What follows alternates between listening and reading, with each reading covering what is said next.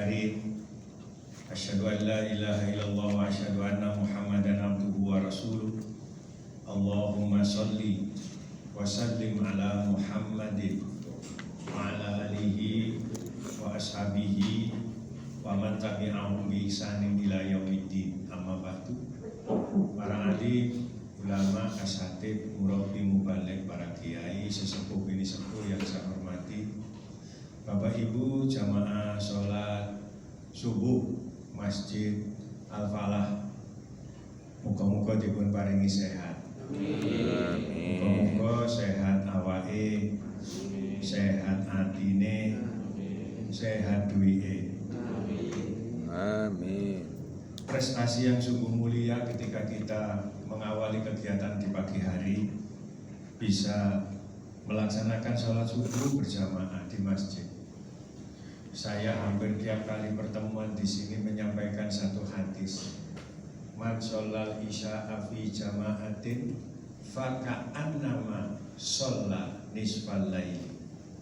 Wa man sholas subha fi jama'atin faka'annama qoma kullal lail. Siapapun orangnya yang kemudian mau sholat isya berjamaah, maka bagaikan sholat separuh malam. Dan barang siapa yang mau sholat subuhnya berjamaah, faka'annama qoma kullal lail, maka bagaikan sholat semalam suntuk. Kan hadis ini sahih Pak, diriwayatkan oleh Imam Muslim. Begitu besar tapi tidak semua orang bisa melakukannya. Walaupun kita sudah bisa melakukannya, maka jangan sampai timbul kesombongan. Karena dengan kesombongan amal soleh itu bisa menghapus pahala. Hadirin, saya pagi ini ingin membahas tentang ummatan wasaton. Di dalam Al-Quran itu ada istilah ummatan wahidah, juga ada istilah ummatan wasaton. Kalau nabi-nabi yang terdahulu, mulai Nabi Nuh dan seterusnya sampai Nabiullah Isa Al-Masih, maka pengikutnya, umatnya tidak disebut dengan istilah umat, tapi disebut dengan istilah kaum. Makanya Isa alaihissalam, Musa alaihissalam, kemudian Nuh alaihissalam, ketika menyebut pengikutnya, beliau menggunakan kata ya qaumi, bukan ya ummati. Kenapa? Ini sebuah pembeda bahwa nabi-nabi dan rasul-rasul terdahulu itu hanya diperuntukkan kaum-kaum tertentu. Nabi Syu'aib misalkan hanya diperuntukkan kaum suku Madian. Nabi Musa hanya untuk kaum Bani Israel. Begitu seterusnya. Nah, ketika Rasulullah Nabi kita Muhammad Sallallahu Alaihi Wasallam ini, pengikutnya kita ini disebut umat. Makanya di dalam hadis itu Rasulullah ketika menyebut pengikutnya selalu bilang ya ummati. Sampai ketika beliau sedang sakaratul maut menghadapi kematian, beliau masih juga menyebutnya ummati, ummati, bukan qaumi, qaumi. Bapak Ibu, sekilas ya, kalau kita melihat kata kaum, ini juga menjadi identitas secara sosiologi agama. Hampir di seluruh kota di Indonesia ini ada satu perkampungan namanya kauman. Perkampungan namanya biasanya apa? Kauman. Di Jombang, di Sidoarjo, itu ada. Di Solo kalau tidak salah, di Madiun itu ada namanya kauman. Nanti wonge uripe nanti omahe iki lho kauman. Nah, biasanya tempat-tempat penduduk yang disebut kauman itu biasanya berdekatan dengan masjid. Nah, ini sebuah identitas bahwa dulu-dulu ke zaman Londo, orang-orang yang hidup di dekat masjid, maka itu dikenal dengan wong santri, wong Islam, maka kemudian orang-orang Belanda menyebut kauman. Nah, biasanya perkampungan kauman itu cedek karo alun-alun, cedek karo masjid, cedek karo penjara. Iya, itu hampir seluruh Indonesia. Ya, tapi ketika Rasulullah menyebut pengikutnya dengan kata umat. Dan di dalam Al-Quran kata umatan wasaton itu hanya ada satu tempat, di surat Al-Baqarah ayat 143. Tidak ada, Pak. Hanya ada satu tempat. Wa kadzalika ja'alnakum ummatan wasatan litakunu syuhada'a 'alan nasi. Al-ayat. Satu-satunya ayat yang mengatakan umatan wasaton. Kalau kita melihat di kamus, misalkan kata umat, yang disebut umat itu apa? Ya sekelompok manusia. Kalau dari sisi bahasa, ketika ada orang hidup satu tempat lebih dari 2 orang, jenenge ya umat. Karena apa? Ya karena sudah jamak. Kemudian ada lagi istilah bangsa, suku, dan seterusnya. Kalau disebut wasaton, wasaton maknanya tengah-tengah. Sehingga di dalam Al-Quran itu apa? Huruf pertengahannya apa bunyinya itu? Wal yatalat tof. Al-Kahfi. Surat Al-Kahfi itu. Ini apa? Ini menunjukkan bahwa Islam itu agama yang wasaton. Dari sini kemudian muncul Pak sekarang di dunia modern di Indonesia itu ada istilah yang digagas oleh Muhammadiyah. Jadi Muhammadiyah itu menggagas satu istilah gerakan namanya Islam berkemajuan. Islam berkemajuan itu adalah mencakup setidaknya ada 3 aspek. Yang pertama masalah pendidikan, yang kedua masalah kedokteran atau rumah sakit, dan yang ketiga sekarang sudah merambah ke masalah dunia ekonomi. Makanya Muhammadiyah sekarang sudah mempunyai bank sendiri. Mungkin ada yang tahu apa nama banknya? Matahari. Bank Syariah. Namanya? Bank Matahari. Maksud istilahnya Bank Matahari. Bank Surya Pak Matahari. Nah, pokoknya ngono iku ya. Ini yang digagas oleh Muhammadiyah supaya orang Islam ini di dunia ini punya nilai maju yang lebih. Dan itu sudah Pak. Kita kalau melihat percaya atau tidak, diakui atau enggak, dunia pendidikan Islam di Indonesia itu masih dipegang Muhammadiyah. Orang NU juga punya namanya Islam Nusantara. Islam Nusantara itu apa? Islam Indonesia ini adalah masih menghargai dan mau melakukan hal-hal yang bersifat kearifan lokal. Nah di NU ini makanya masih punya tradisi yang namanya yasinan, tahlilan, tibaan, istighosah, manakiban, peringatan nuzulul Quran, peringatan tahun baru Hijriah, apalagi Maulid Nabi. Sementara saudara-saudara kita yang lain tidak mau. Dan NU itu masih mempertahankan kearifan lokal ini. Nah, kalau kita bicara NU Islam Nusantara ini, mereka mempunyai satu basis kekuatan yang disebut pondok pesantren. Kalau kita bicara pendidikan Islam, maka setidaknya Muhammadiyah menjadi tolok ukur.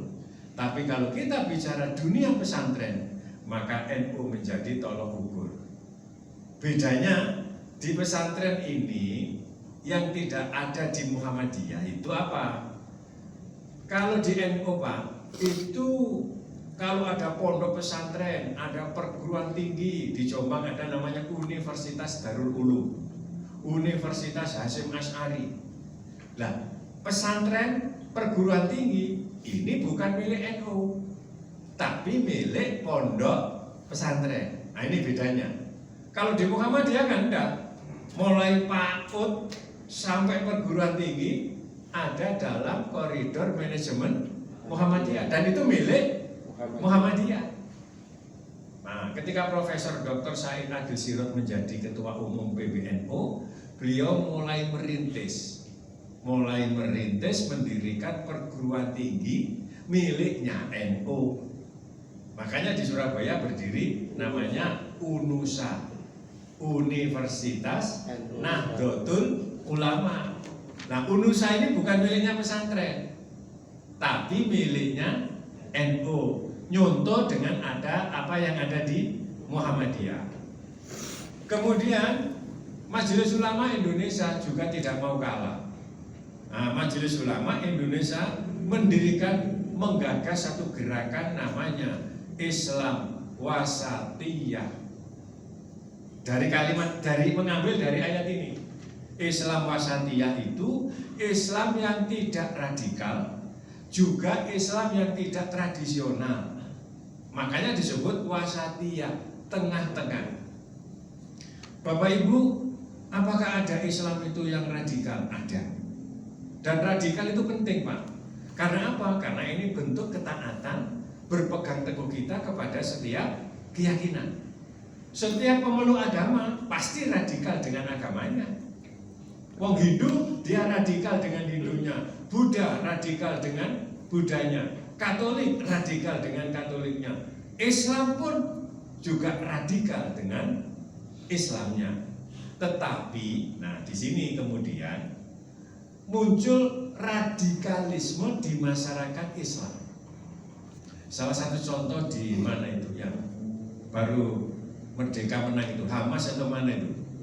Itu begitu menang, Pak, di Afghanistan itu begitu menang, wong wedok itu gak oleh nyambut gawe, ndak boleh sekolah. Coba bayangkan, Taliban ya, gerakan yang dipimpin oleh kelompok Taliban.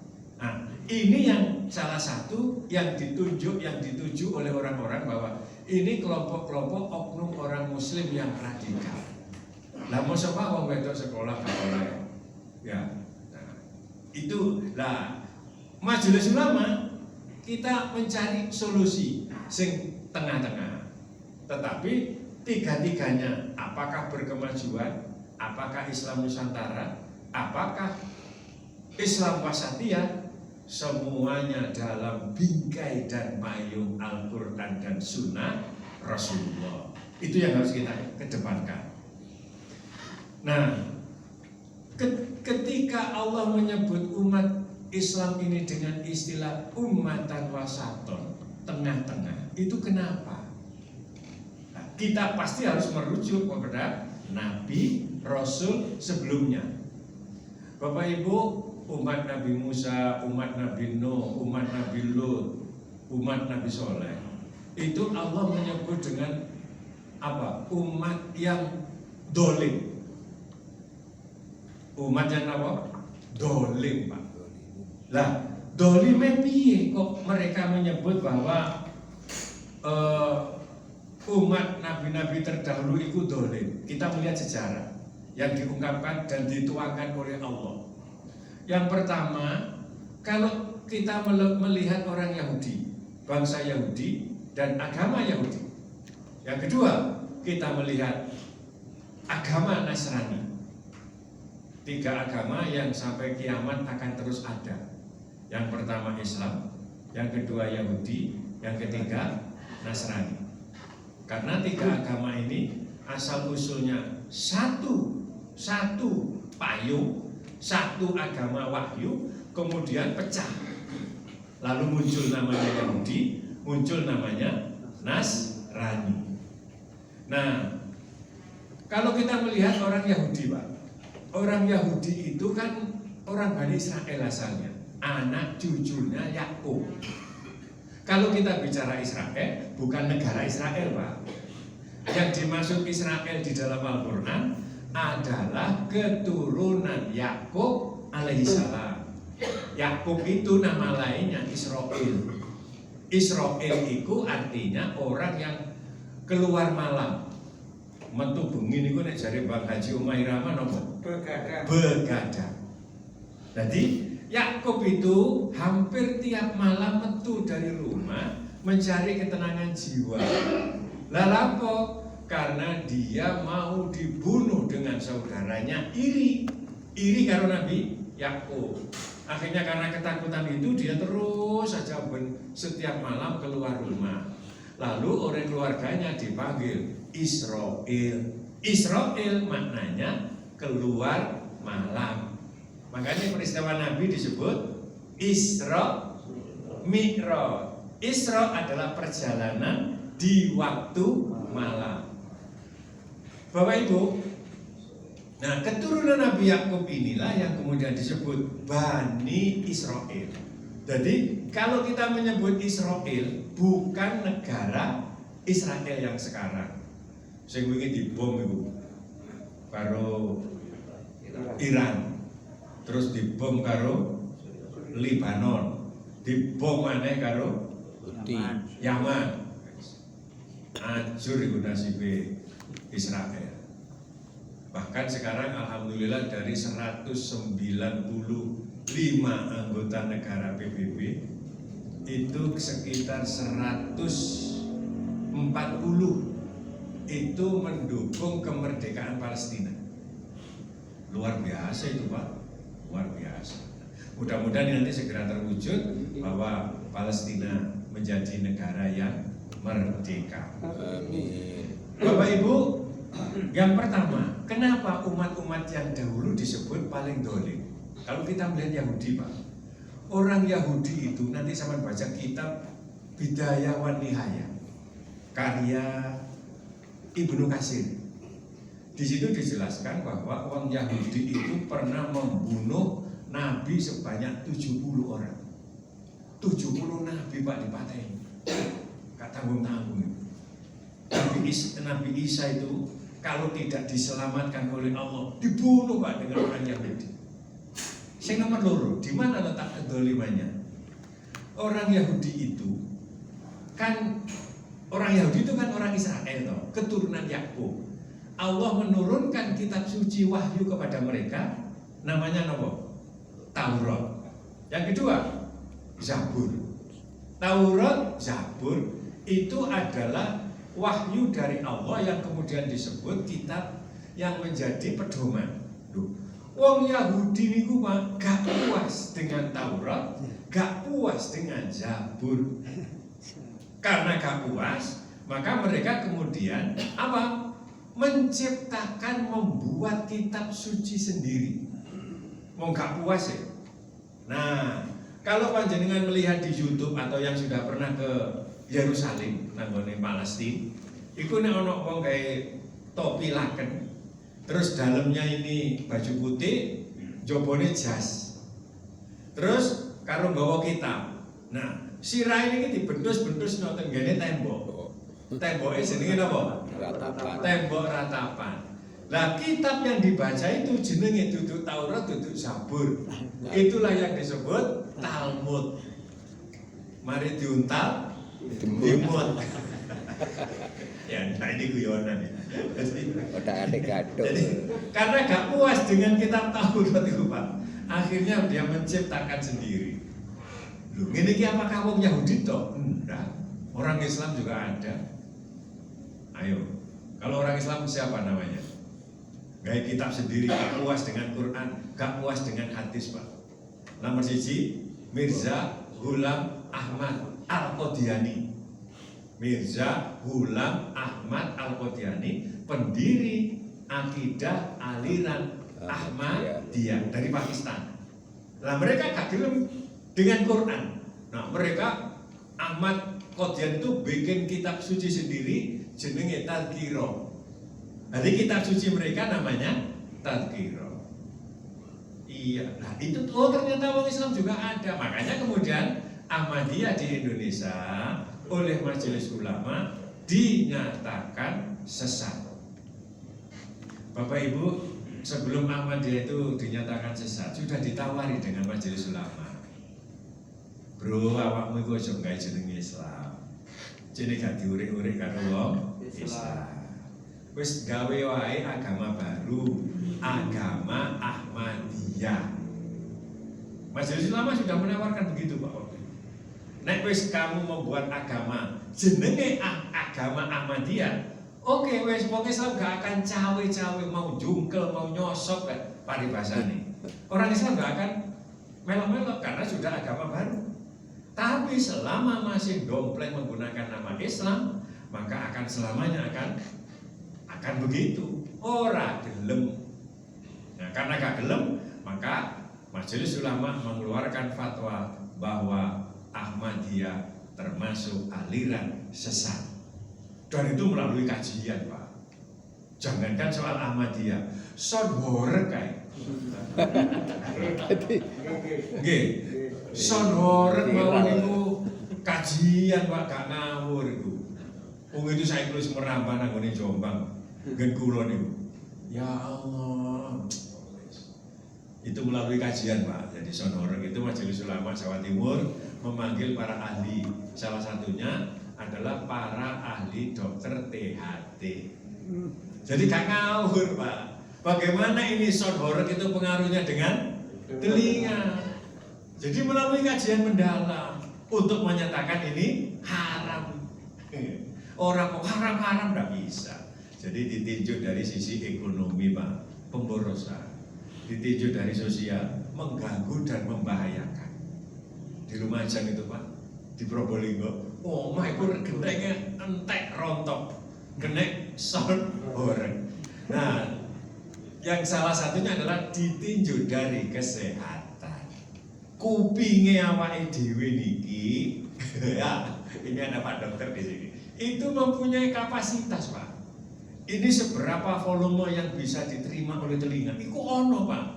Misalkan kalau kapasitas telinga ini bisa mendengarkan volume angka 50, son horeg itu sampai 500 bisa. Gak jebol wis untung. Nah itulah. Jadi itu kemudian kembali malah jebus son horeg. Yes, negara kita, masyarakat kita itu memang wis latah ya. Multilateral. Son horeg barang. Sing penting gak atine sing horeg. Atine sing horeg Pak. Bahaya itu. Ayahap. Biasanya bapak-bapak itu suka horeg. Awake dhewe horeg kena awake horeg itu Pak. Nek delok awake itu ayu gitu. Kula niku sampai saniki horeg iki. Gara-gara dikai alamat palsu niku kali ayu ting-ting. Pun yang ketiga, orang Yahudi itu Pak menuduh bahwa Gusti Allah duwe anak. Waqalatil yahudu Uzairu ibnullah. Orang Yahudi menuduh bahwa Allah duwe anak.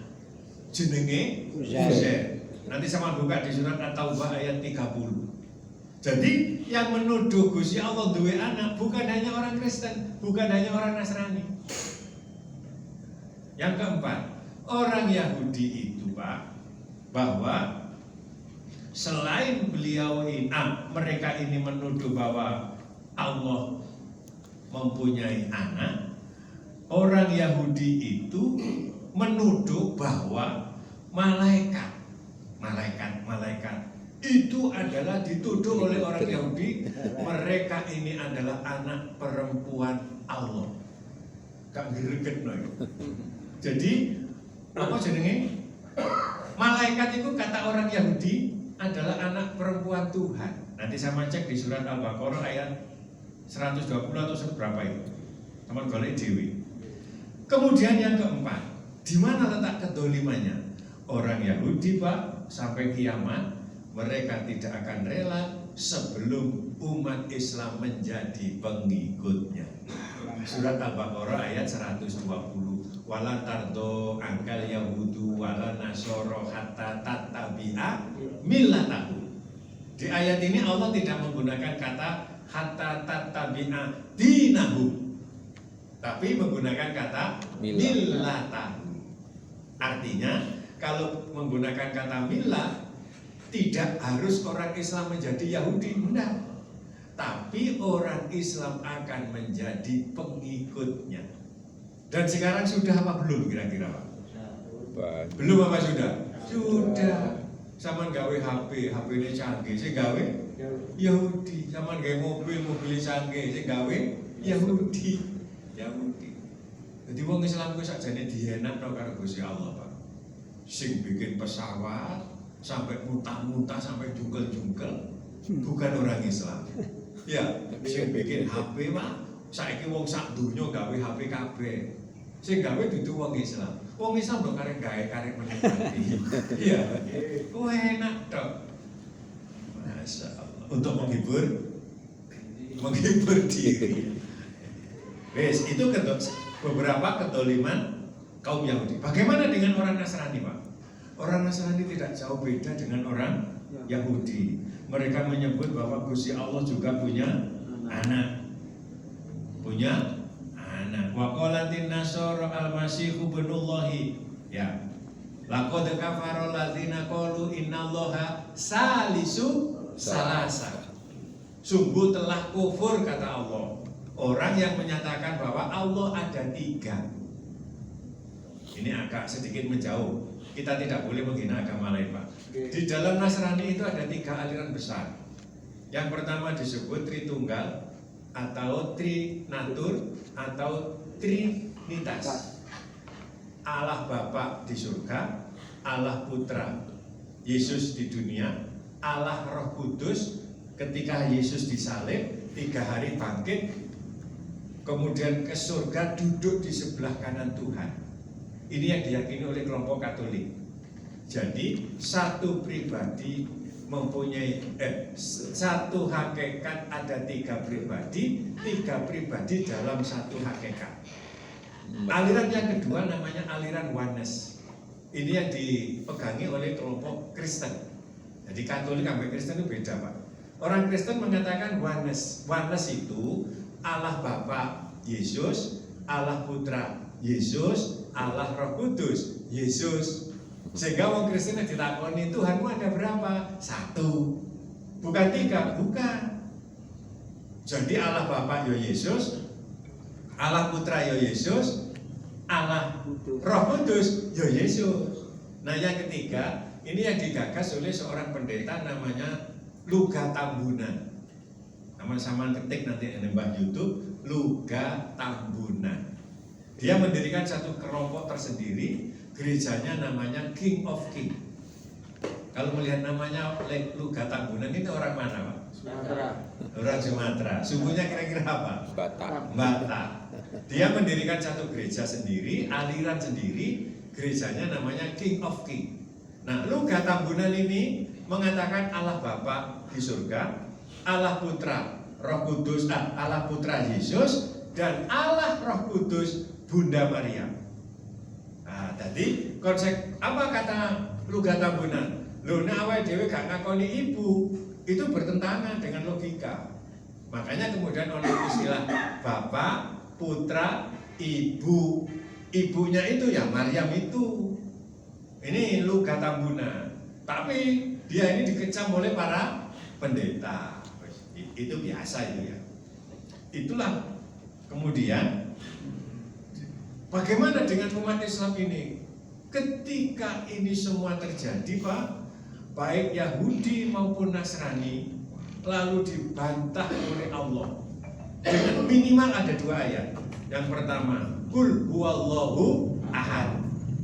Di penghujung ayat Al-Ikhlas, surat Al-Ikhlas, Allah menyebut lakum dinukum waliyati. Lam yalid walam yulad. Ayat ini untuk mengkanter bahwa tidak ada yang namanya Tuhan, Allah duwe anak dan dianakkan. Yang kedua di surat Asy-Syura ayat 11. Kalau orang Kristen, orang Katolik menyebut bahwa Allah itu roh. Allah itu roh. Allah itu punya akal, kata orang Nasrani. Allah itu punya pikiran. Allah punya roh. Dikanter sama Allah. Loh, gak iso, Bro. Akal itu, Allah tidak punya akal, Allah tidak punya roh, Allah tidak punya pikiran. Tapi Allah yang menciptakan roh, menciptakan akal, menciptakan pikiran. Lah nek Gusti Allah duwe roh, duwe akal, duwe pikiran, berarti padha karo menungso. Makhluk. Makanya muncullah ayat laisa kamislihi syai'un. Lah, mereka mengatakan, "Loh, kalau Gusti Allah tidak punya roh lah mati." Islam udah bisa, wong roh itu diciptakan oleh Allah. Ini tauhid, Pak. Kalau kita tidak punya tauhid yang kuat, akan hancur agama kita. Nah, disinilah kemudian Allah menyebut Islam ini nggak akan mungkin menuduh seperti yang dituduhkan oleh orang Yahudi, dan tidak akan mungkin Allah Islam menuduh seperti yang dituduhkan oleh orang Nasrani. Oleh karena itu, syahadat kita itu cuma dua. Asyhadu alla ilaha illallah wa asyhadu anna Muhammadan Rasul. La ilaha illallah Muhammad Rasulullah. Allahumma sholli ala Muhammad wa ala ali Muhammad. Syahadat dan tahlil ini menjadi benteng tauhid kita sampai mati, sampai kiamat.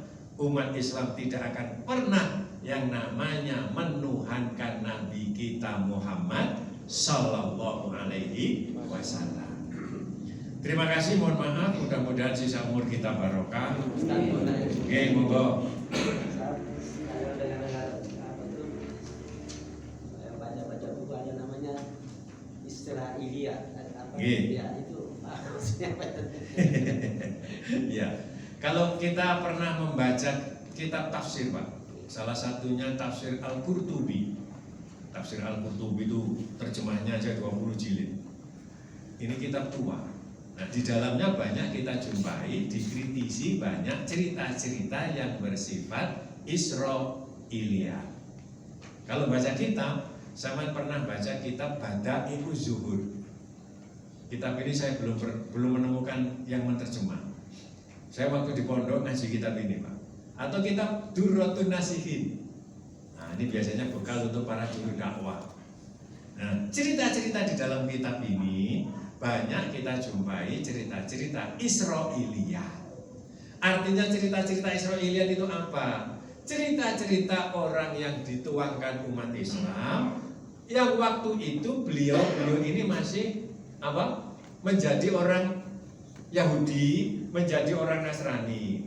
Begitu mereka masuk Islam, apa yang pernah mereka punya pengetahuan di Yahudi Nasrani digawa di dalam Islam.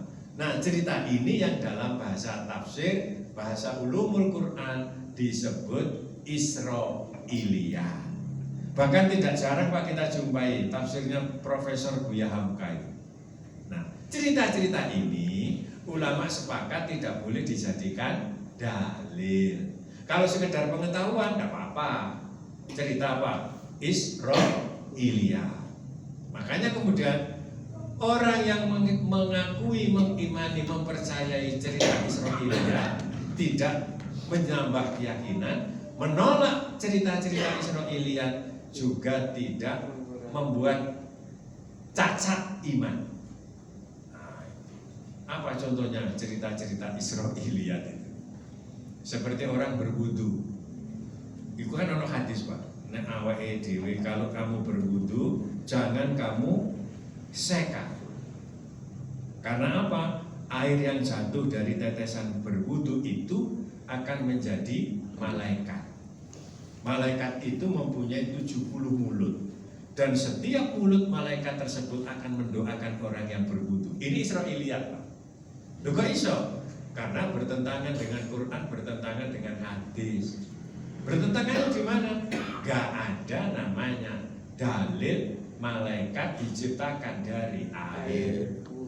Malaikat itu diciptakan dari nur. Nah, ini contoh saja. Ada lagi? Oke. Kiai kaitan dengan umatan wasat. Oke. Minta pencerahan karakteristik dari umatan wasat ini, khususnya di masa kekinian itu implementasinya seperti apa? Atau Oke. Satu lagi tadi mana? Pun? Oke. tadi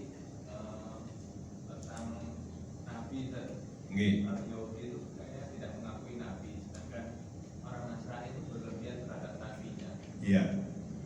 Kalau diberdasarkan dengan Islam gimana? Berkaitan dengan Ya penerapannya dalam agama Islam itu kan nggak ada lagi berlebihan terhadap nyanyi dan oh, nggih. ada yang Nggih. Yang pertama, bagaimana kita bisa mengimplementasikan sebagai umatan wasaton. Ini yang pertama, kita harus tetap menggunakan pedoman yang tidak boleh kita lepas, Al-Quran dan Sunnah. Kemudian yang kedua, di mana kita hidup, bahwa tradisi dan budaya itu kita ikuti sepanjang tidak nabrak akidah dan nabrak syariat. Harus itu, harus. Dan ini sudah digagas oleh Profesor Dr. T.M. Hasbi As-Siddiqi tahun 70-an. Beliau waktu itu punya gagasan besar apa? Bahwa fikih yang ada di Indonesia itu masih berbau Timur Tengah. Nah, karena itu kemudian beliau menginginkan fikih yang ada di Indonesia itu ya apa caranya berbau Indonesia. Akhirnya beliau menulis membuat sebuah ide besar, ingin menjadikan fikih Indonesia. Fikih Pak yang digagas, bukan syariatnya, bukan akidahnya. Sehingga karena waktu itu beliau seorang diri, tidak ada yang membantu. Akhirnya beliau menerjemahkan buku-buku kitab-kitab berbahasa Arab itu ke bahasa Indonesia. Dan waktu itu juga dikecam. Kalau NU mendirikan Islam Nusantara, Muhammadiyah berkemajuan, Majelis Ulama Wasatiyah, jauh lebih dulu Profesor Dr. T.M. Hasbi As-Siddiqi. Nah, awal dewe urip di tradisi itu kita hargai sepanjang tidak nabrak akidah dan tidak nabrak syariat. Selesai. Ini implementasi. Nah, kalau kita bertengkar terus ya gak karu-karuan nanti. Saya masih ingat kalimatnya almarhum Kiai Haji Zainuddin MZ. Kalau kita mencari titik perbedaan sampai kiamat tidak akan pernah ketemu. Tapi yang harus kita cari adalah titik kesamaan. Beliau lalu menggunakan satu dalil, lana a'maluna walakum amalukum. Lana a'maluna walakum amalukum. Apa yang kami lakukan, kami bertanggung jawab kepada Allah. Apa yang kalian lakukan, kalian sendiri bertanggung jawab kepada Allah. Yang terakhir, berkaitan dengan bagaimana umat Islam ini.